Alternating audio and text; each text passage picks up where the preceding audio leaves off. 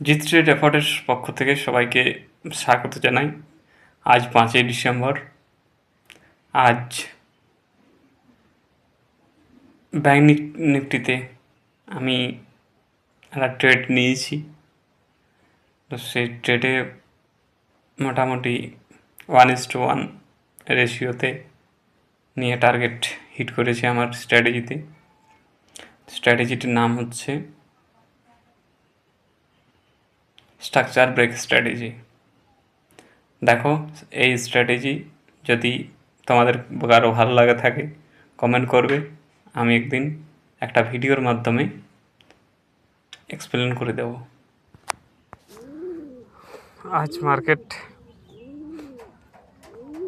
26,000-এর কাছাকাছি ওপেন হয়েছে।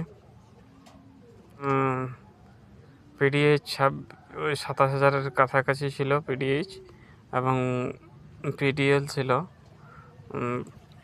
25,935। এই পিডিএল এবং পিডিএইচের মাঝখানেই আজকে মার্কেট ওপেন হয়েছে।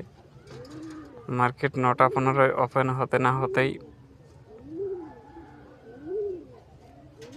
একটু বাইং পর মোটামুটি দুটো ক্যান্ডেল 5 মিনিটে দুটো ক্যান্ডেল বাইং এসেছিল, কিন্তু যথেষ্ট ভলিউম না থাকার কারণে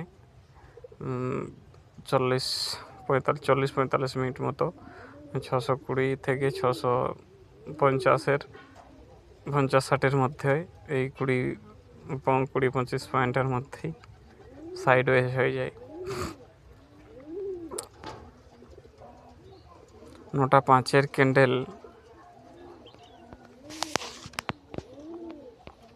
এখানে একটা রেঞ্জ বাউন্ড করে ঘোরাফেরা করতে হবে, আপ অ্যান্ড ডাউন হবে। বেস ফরমেশন হয়।